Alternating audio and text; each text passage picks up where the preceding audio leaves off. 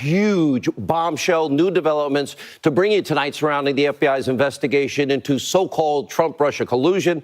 According to the chairman of the House Intel Committee, Devin Nunes, no actual intelligence was ever utilized to start the Russia probe. None. That's right. It's now day 341 of Mueller's investigation, and questions still surrounding just why the FBI's initial inquiry into the Trump campaign was kicked off in the first place. An incredible development. So much for fair, open, and a transparent system of justice.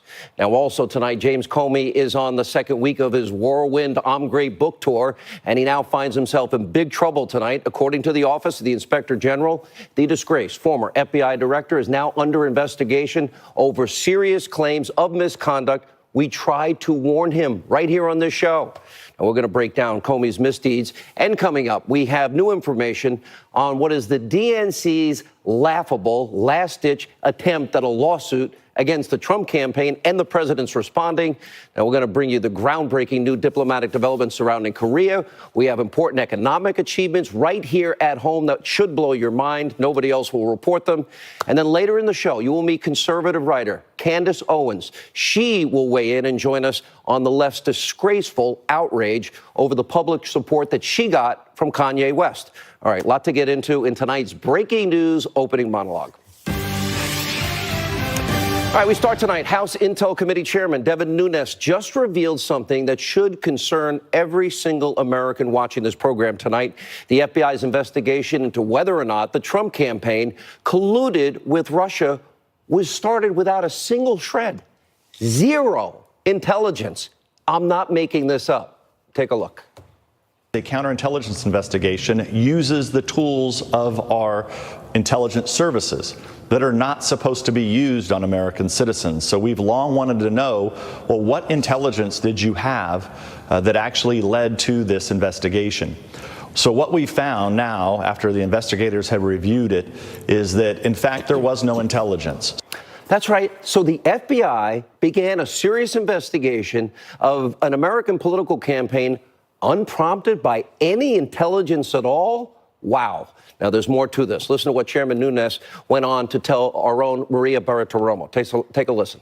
We do know that longtime associates of Hillary Clinton, including Sidney Blumenthal and another person named, I think, Corey Scheer, were actively giving information to the State Department that was somehow making its way to the FBI. This is from two people within the State Department who have now publicly come out and said this in, I think, in major news publications. We now know that there was no official intelligence that was used to start this investigation.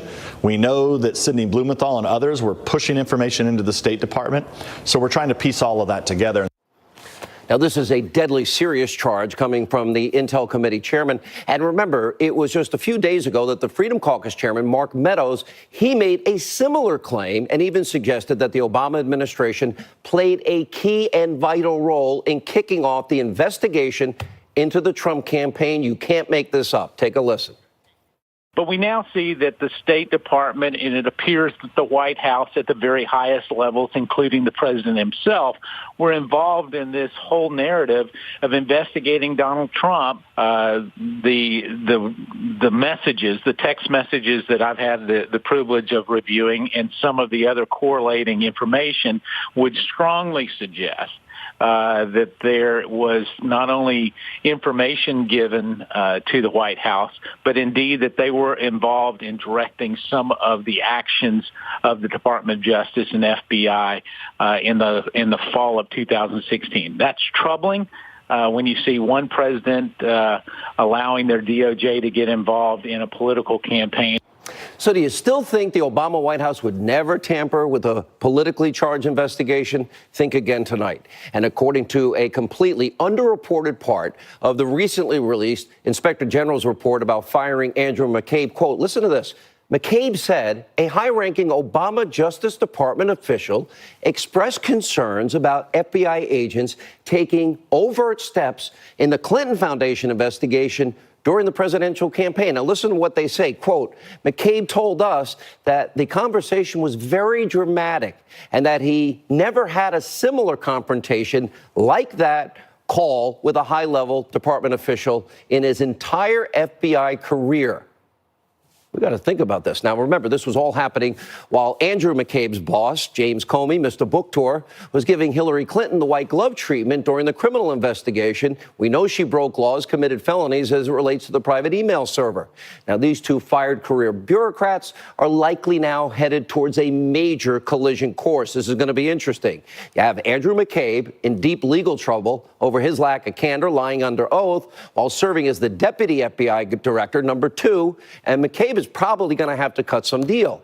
And this may involve turning on that other guy, James Comey. Now, McCabe should have plenty to say. Now, for example, remember when Comey agreed to call the investigation a, quote, matter at the request of then Attorney General Loretta Lynch? And we can't forget James Comey looked the other way, while Clinton obstructed justice by deleting 33,000 subpoenaed emails, acid washing with bleach pit, destroying cell phones and devices with a hammer. By the way, try that at home. Good luck. And maybe most damaging of all, it was the exoneration before investigation. Comey and his team cleared Clinton of all charges months before they actually did the interview of her and 17 other key witnesses.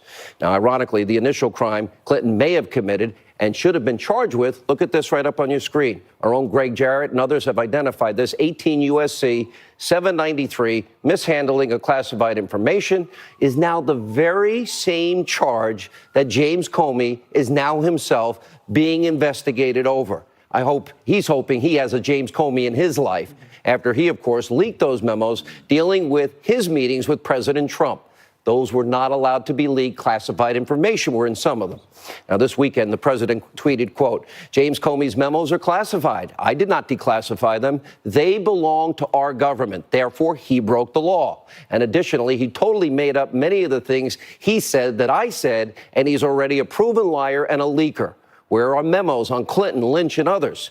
Now, according to the Office of Inspector General, Comey is now being probed over whether or not he acted unethically when he leaked those potentially classified memos to his friend.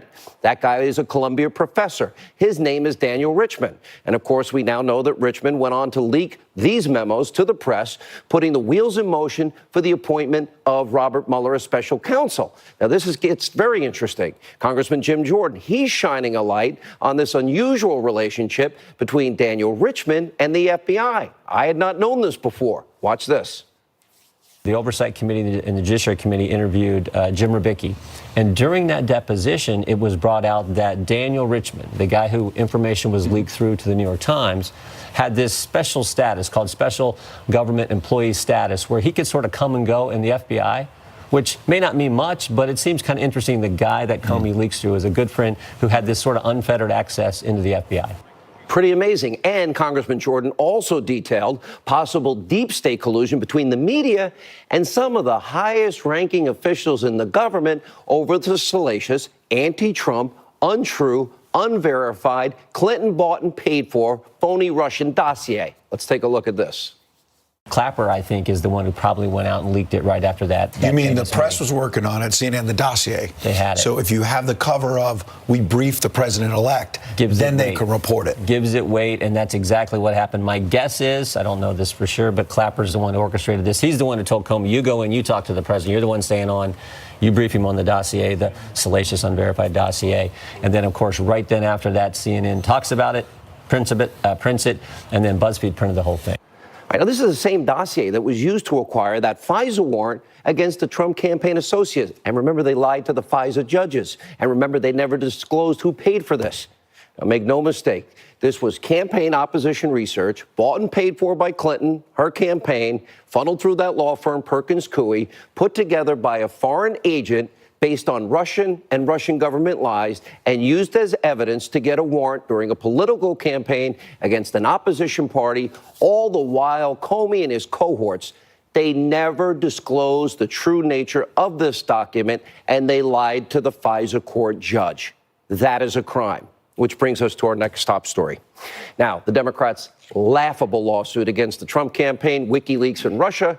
Now, we all know this court-filed conspiracy theory. It is nothing. Please understand that this is a desperate publicity stunt. But breaking tonight, the DNC's brand new lawsuit is now revealing what is almost an unbelievable double standard. All right, so we told you about the anti-Trump dossier. They presented that to the FISA court to get the warrant we've been talking about tonight and nearly every night on this program for the last couple of months. So the dossier that was used to get the warrant that supposedly links Trump to Russia in the most salacious, embarrassing ways that was never verified.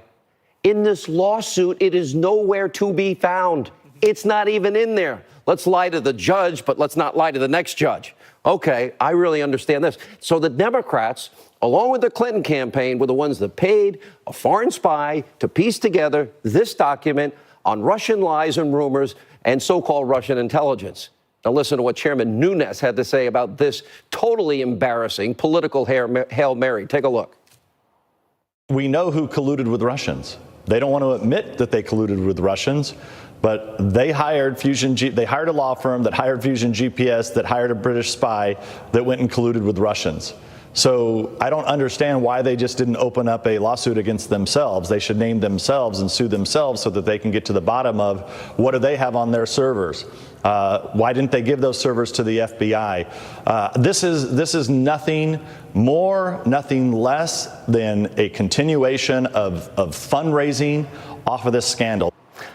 This is unbelievable. Now, clearly, as many are now noting, this move from the Democratic Party whiffs of nothing but desperation. And even some in the Democratic Party, including Claire McCaskill, they're admitting this lawsuit is merely a distraction. By the way, she's up for re-election. That's probably just for political expediency.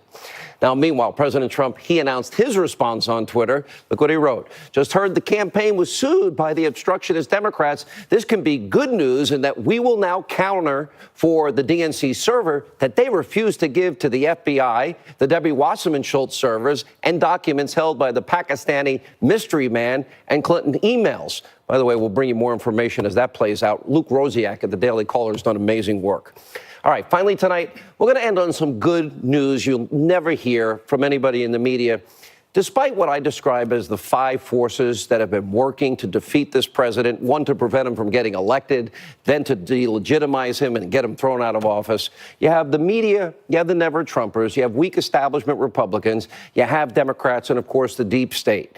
You know, the Trump agenda keeps seeing massive, major progress both right here and abroad. Now, this includes big progress on the economy. Look at this. 14 states, 14, have now hit record low unemployment numbers, including Alabama, Arkansas, Texas, Hawaii, even California, Wisconsin.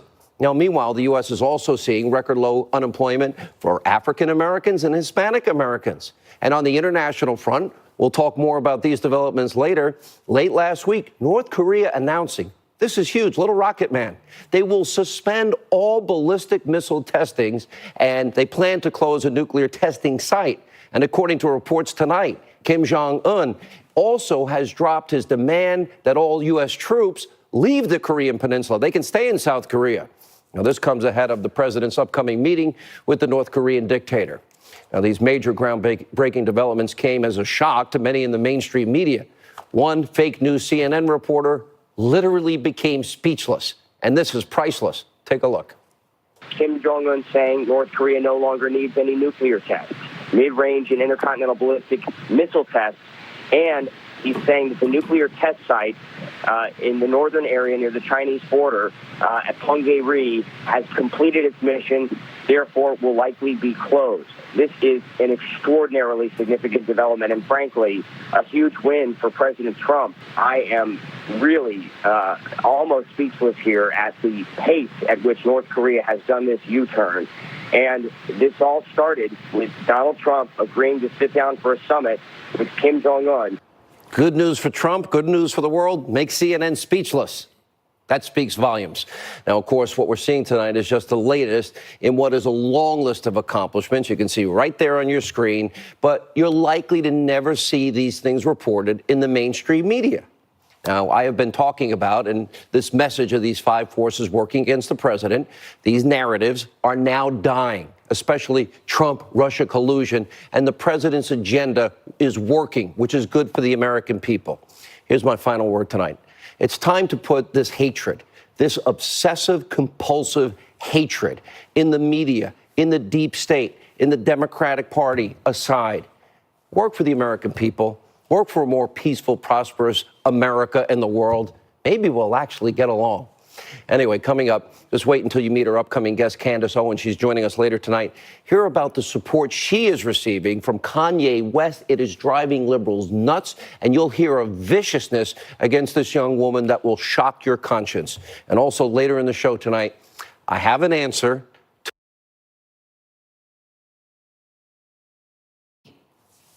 Hi, glad you're watching. Joining us with reaction to this monologue, former White House Press Secretary Sean Spicer, Fox News legal. You're not allowed to make the host laugh. That's so unfair. Greg Jarrett, nationally syndicated radio talk show host. Sorry. By the way, it's so great to see. This is what happens when you invite me in studio. I know. Never do that. By the way, walking over here, Officer Boning, B-O-N-I-N-G, said to say hello to you. I said to him, thank you for your service. He said, you the guy on Hannity? I said, yeah. He goes, I'm going over there right now. He goes, tell him I said hi. We should have brought him in. Officer Boning. Well, much love, officers. Thank you for protecting and serving. Thank you, sir, for what you do every day. We appreciate it. So, go ahead. Jim Jordan and I were talking this morning about the fact that all these interviews that Comey's done, to my knowledge, Sean, no one's ever said, you found that Hillary lacked the intent to violate the Espionage Act. Where in that particular section does it say intent is required? I haven't heard anybody ask that question. Right. George Clintonopoulos didn't ask it.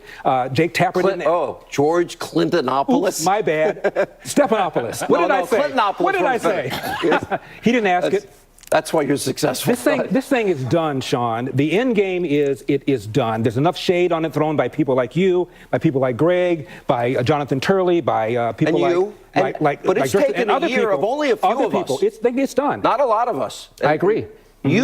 How ironic is it? And I almost remember the first day we put up 18 USC 793. I remember when you did that. And now we have look at all of the criminal referrals last week. McCabe, Lynch, Strzok, Page, Comey, Hillary, and the list goes on. Right. I mean, the great irony here is that Comey appears to have done what he cleared Hillary Clinton for. And by the way, 793, people don't understand. You know, Comey didn't understand the law, which tells me he's not much of a lawyer. 793 was amended by Congress to remove the intent requirement. Comey didn't understand that. It's simply gross negligence. And extremely careless is a synonymous term. So Hillary Clinton clearly violated the law. And if Comey took with him out of the FBI building 4 of 7 documents that are classified, by the way, he committed a crime. We know he did it. Yes, but we don't know what parts were redacted. So that's the big question. So if it was redacted, that would help him. Yes, but something tips me off here. The FBI went to the offices of Daniel Richman, whom Comey leaked the memos to, to seize material and contain the leak. So that tells me that the FBI is of the opinion that he leaked classified information. Remember, it's the content, not the markings, that dictate classification. Let me go to Sean. The president has basically not had a single free day without this hanging over his head. And still the accomplishments are massive. Right. You know, who would have ever thought little Rocket Man is now willing to capitulate? China, we're going to have a trade war. China gave in on everything. 14 states, the lowest unemployment level ever. African Americans, Hispanic Americans, lowest unemployment records in history. And never does anybody in the media talk about it. You were there. Bring us inside how difficult it is to compartmentalize all of this. Well, it's not easy. I mean, you know, the truth is that anytime you were on a roll of sorts, you could almost count down to sort of one of these salacious palace intrigue stories or something that would take us off message. But the reality is that I tell people this now that I travel around the country.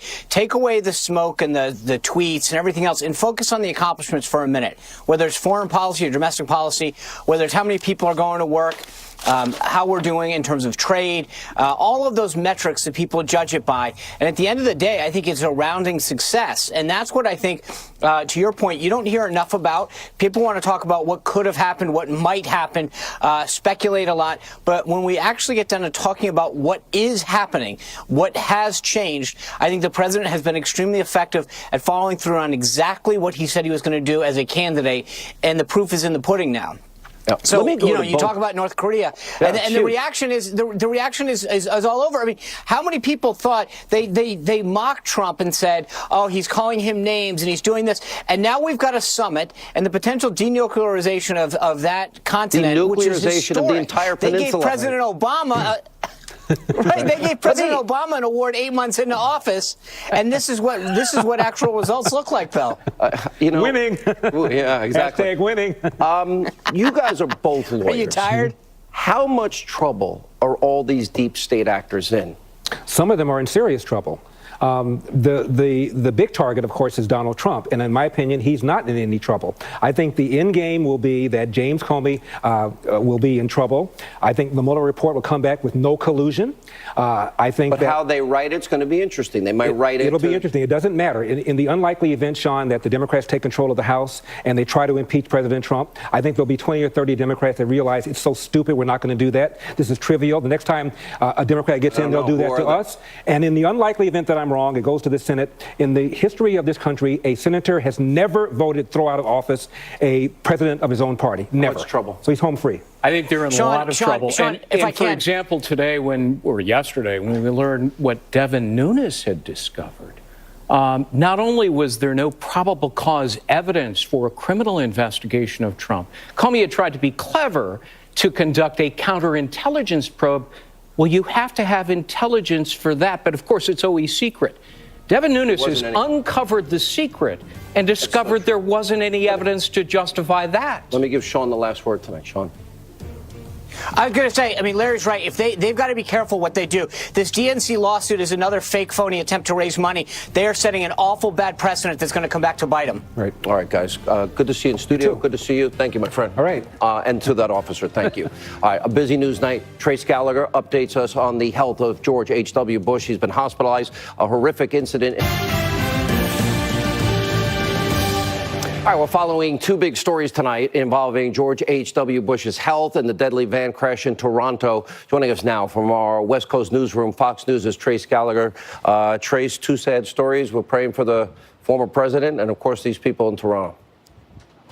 Yeah, we are indeed, Sean. The former president was admitted to Houston Methodist Hospital yesterday morning, just hours after former First Lady Barbara Bush was laid to rest. The 93-year-old Bush is suffering a blood infection, but a family spokesman says tonight that Mr. Bush is, quote, responding to treatments and appears to be recovering. This is the fifth time in the last 6 years the elder Bush has been hospitalized, including a year ago this month where he spent 2 weeks in the hospital for pneumonia. On Friday, during the public viewing of Barbara Bush's casket, the 41st president greeted some 2,500 people who came to pay their respects. Meantime, in Toronto, witnesses say a van traveling at 30 to 35 miles per hour on the walkways of Yonge Street, one of the busiest avenues in the city, appeared to be swerving back and forth, trying to kill as many people as possible. And tonight, the death toll has been raised to 10, with 15 others injured, some of them critically. Toronto police say the attack was deliberate, but are not yet calling it terrorism. And they have identified the suspect as 25-year-old Alec Manassian, who lives 15 miles outside of Toronto. Manassian was arrested after appearing to wave a weapon at police. Still no word on motive, but the killing certainly follows a recent pattern of attacks around the world that involved rented vans, including the attack on bike riders last Halloween in Lower Manhattan, the 2016 attack on the London Bridge, and 2017 van attack on Las Ramblas shopping center in Barcelona. ISIS has called on followers to steal or rent vans and use them to attack civilians.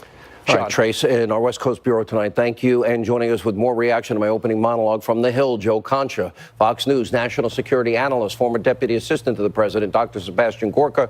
Dr. Gorka, the Justice Department now investigating Comey. Criminal referrals on every top figure, Lynch, on Hillary herself, on Comey, on McCabe, on Strzok, on Page. Then the IG referral, criminal referral, as it relates to McCabe. All that we have talked about is now happening.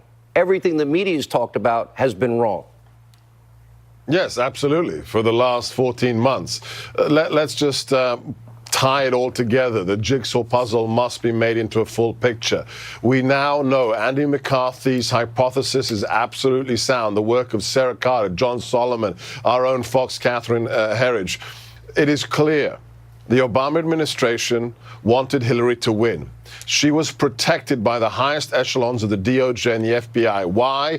Because her felonious use of a private server to send classified information on implicated the president himself. We know President Obama, under a pseudonym, contacted her and sent sensitive information on that private homebrew server, which meant if she was prosecuted, guess who has to be prosecuted as well? President Obama.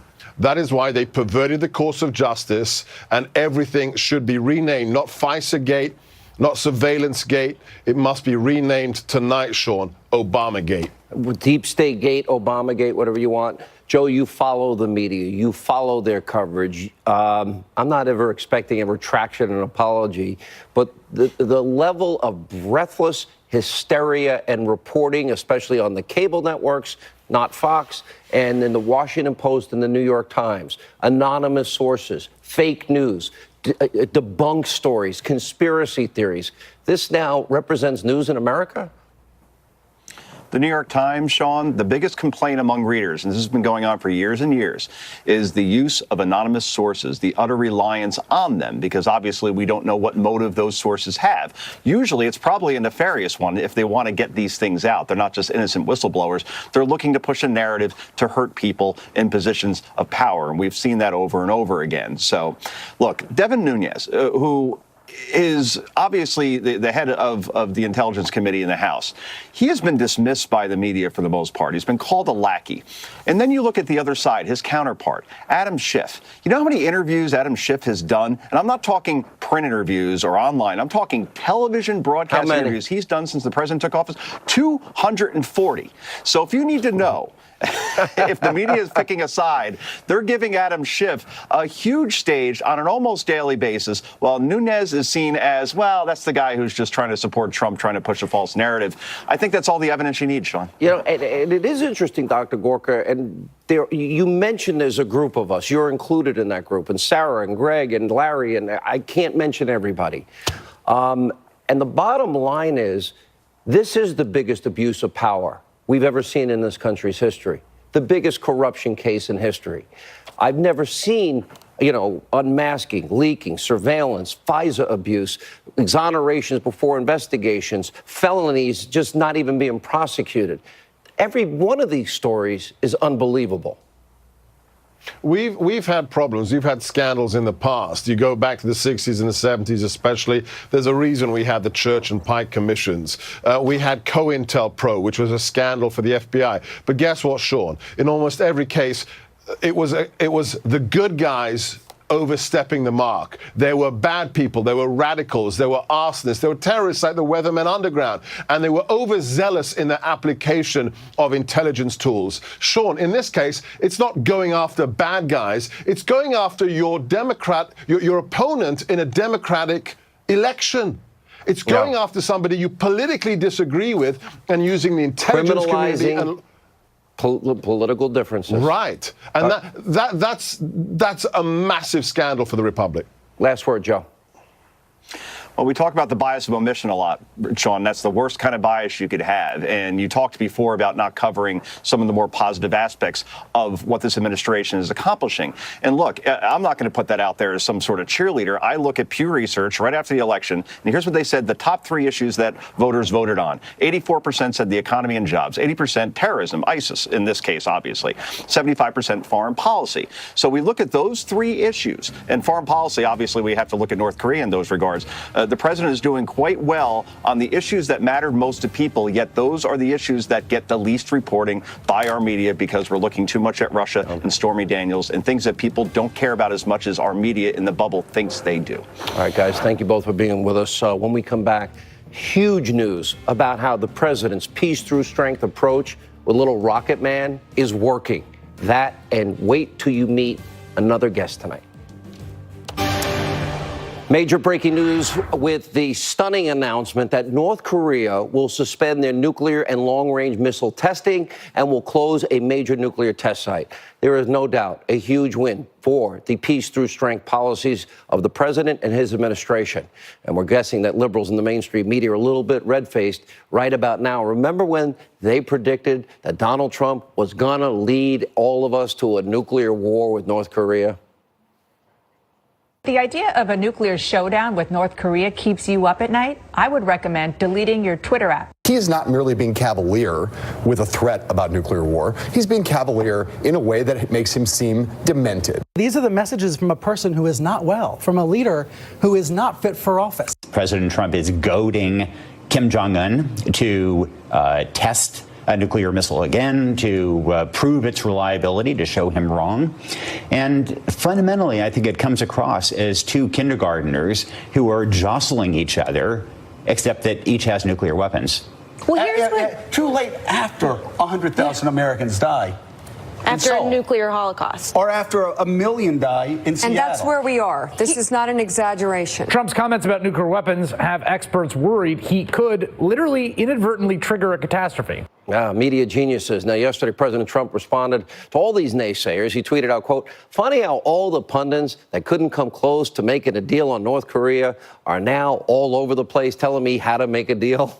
Now, today, Defense Secretary Mattis had this to say about the potential summit between the president and Kim Jong-un, which is slated for late May or early June. Take a look. Now, I think there's a lot of reasons for optimism that the negotiations will be fruitful, and we'll see. Here with reaction, retired CIA senior intelligence officer and Sonoran Policy Group Vice President Daniel Hoffman. We haven't had you in studio. It's an honor to see you. Thank you. Good to be here. Thank you. 30 years serving the country? Yeah, went by like the blink of an eye, though, honestly. Yeah. I miss it these days, especially. All over the world. Yeah, all over and you're an expert in Russia. You've been lived in Pakistan. And Iraq as well, yes. Unbelievable. I cannot, unless Donald Trump backed up cargo planes full of the $150 billion in cash or tried to bribe Kim Jong-un like Kim Jong-il was bribed, his father, liberals will never like him. Oh, don't make them mad. They're going to hate us. But strength works every time. Yeah, I think some of those pundits forgot the lessons we learned from Ronald Reagan, who was equally as hard on the Soviet Union. Evil empire. Called him the evil empire, made some of the most eloquent speeches. We remember the tear down the wall, Mr. Gorbachev speech at Brandenburg Gate. And at the same time was negotiating arms control agreements. And it was that determination that he had and his ability to show our strength, which led to the potential for some negotiations. I think we're seeing the same strategy right now play out quite well. You know, it is amazing because nobody saw it coming. And why do you think the reversal, the economic sanctions, had that big an impact? I mean, look at Kim Jong-un's desire just to get into the Olympics last minute. So I think a couple of things. I think for sure the sanctions are stinging North Korea. But I also think the president's direct outreach to Kim Jong-un matters a lot because the Chinese would like to be involved, and they're out right now. And I think the president caught everybody a little bit off guard. He also mounted this incredible, extraordinary, tactical diplomatic initiative, completely shielded from the public view, avoiding any collateral damage that public scrutiny might have caused until the time was right for all of us to know what Mike Pompeo was really doing over Easter weekend. I've always liked Mike Pompeo. Mike, he was #1 at West Point. This guy is a smart man. And thank God he'll become the next Secretary of State. I want to ask you, we also got the concessions from China, the Chinese president, as it relates to intellectual property rights and trade. I want to ask you, you had written a piece about Brennan, former CIA director. What about him? Well, my concern about John Brennan was some of the tweets that he made regarding the president and his comments on Morning Joe a couple of weeks back where he... Liberal Joe. We don't call it Morning, Liberal Joe show. Okay, I got to get with the Hannity program. The Hannity lingo. Yes, sir. Yeah. So he was insinuating, he said he was speculating that Vladimir Putin could blackmail President Trump.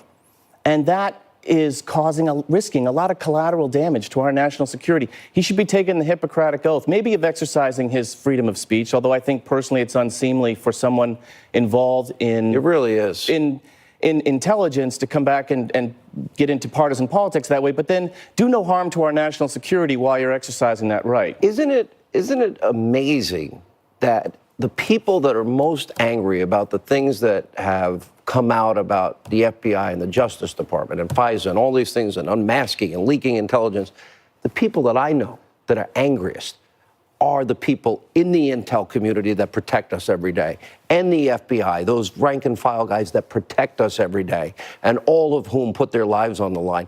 They are apoplectic, and a lot of the information coming out is because of their bravery and honesty.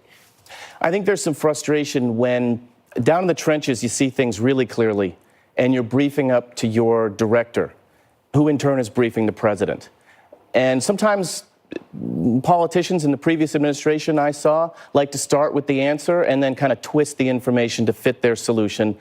And from the perspective of somebody who was in the trenches and saw really what the threats were to our national security, and you look at Syria and Iraq. If we and saw South them, how Asia, scared would the average American be? It would freak most people out. Probably. Pick one. Look, we know the results of what happened in Syria, where ISIS had a lot of geographic space, and Iraq, because we retreated from those places. We know that in South Asia, the president completely swiveled with his policy on retaining our troops in Afghanistan when the Obama administration wanted to remove them. Listen, you're a true patriot and hero. Thank you.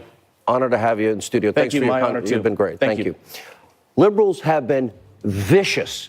I mean vicious, attacking conservative Candace Owens. Now, Kanye West has praised her on Twitter. She is here tonight to exclusively respond. That's next.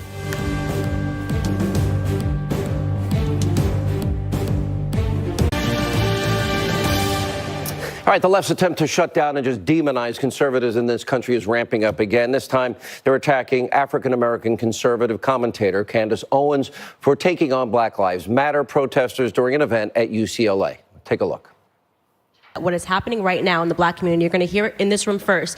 There's an ideological civil war happening. Black people that are focused on their past and shouting about slavery, and black people that are focused on their futures. Victim mentality is not cool. I don't know why people like being oppressed. It's the weirdest thing I've ever heard. I love oppression. We're oppressed. 400 years of slavery, Jim Crow, which, by the way, none of you guys lived through. Your grandparents did, and it's embarrassing that you utilize their history. You utilize their history, and you come in here with more emotion than they ever had when they were living through it. More emotion than they ever had when they were living through it. It's embarrassing. You're not living through anything right now. You're overly privileged Americans. And on Saturday, Kanye West praised Owens on Twitter, and he wrote this, quote, "I love the way Candace Owens thinks, but not everyone of Owens is a fan with compliments and support Kanye West support."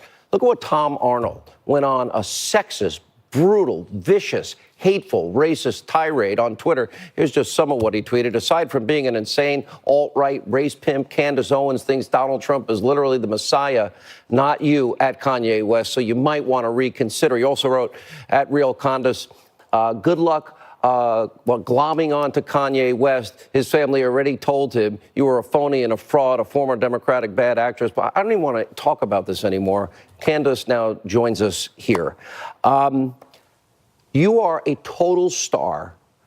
I watched that tape. I am so impressed and so happy for you that you have this gift. But I am so sad for you also that you have to take on those vicious attacks like that. Thank you so much, first of all, for the compliment. It means a lot coming from you. And let me tell you, do not be sad for me. This is exactly what I wanted. This is exactly what I intended to happen, because I knew exactly what I was going up against. When you go up against the left, this is what they do. They try to essentially say that you are not allowed to think differently. I say it all the time. Blacks are ideological slaves and pawns to the Democratic Party. Try and invest in real estate. If you don't put your money under a mattress, believe me, I know what you mean. It's not the same, though. How I watched Kanye West, I was so happy that he did that, because that's what I always thought. Everybody should embrace this freedom. Why do so many have a problem with this? It's not a problem with it. You have to think about what the left has done successfully. They've hijacked our education. They've hijacked our families via LBJ and the Great Society Act, taking away black fathers so that black youth would start to look at hip-hop culture and NBA and NFL athletes for the right direction. This is why they're constantly utilizing Hollywood, and there's developed this underground system of conservative thinkers in Hollywood for fear of losing their jobs. Kanye West is just the first person that's brave enough to come out swinging against them and saying that he has a right to think according to how he would like to. I really thought, honestly, it was so refreshing that he did that, and I was happy for you. You know, a very dear friend of mine, Deneen Borelli, she's been a guest on this program often. She wrote a best-selling book, Blacklash. The first thing she writes in the book is Google my name. And because she happens to be a black American who is conservative, the things that come up are the most vicious. Why? Why do you think that is? Well, I think that the reason is because politics is downstream from culture. And if they lose the culture war, they lose absolutely everything they have. They cannot afford to have black people thinking differently. If we move the black vote even 5%, the Democratic Party is absolutely finished. So it's essentially a house of cards that they've been building. When you get black icons like Kanye West, you get... Oh, I'm sorry. Go ahead. Finish your thought. No, finish your thought. Or you get black stars to speak out against them, they're in serious trouble. Look at under President Trump, black and Hispanic unemployment is at the lowest level it's ever been at. 14 states have record low unemployment numbers. After 8 years of President Obama, 13 million more Americans were on food stamps, 8 million more were in poverty. I said that every night. Do you think this is going to change? Because the Democrats, every year, every election year, they play the race card. Republicans don't want to count you in the census, the James Byrd ad, and so on and so forth. Do you think this changes? Is there a cultural shift based on results coming? 100% there's going to be a cultural shift. And you mentioned the Black Caucus, which stood for more food stamps when Obama announced it, but sat when Trump announced black unemployment. That is disgusting, okay? And that is because they work for leftists. It has been infected. It is a swamp. And I'm telling you right now, we are on the brink of an ideological revolution, and the black community is going to start waking up. And I'm so happy that I get to play a part in this. I got to tell you, I admire you so much. You are a force of light and a star, and I am going to really enjoy watching your career trajectory just soar. And I wish you all God's grace and success in the future. Thank you so much for being with us. And thank you, Kanye, for what he did for you, too. Thank you so much. When we come back, the media, they can't stop talking about me. All about me. I, number one, oh, my, me, my. We'll play the video.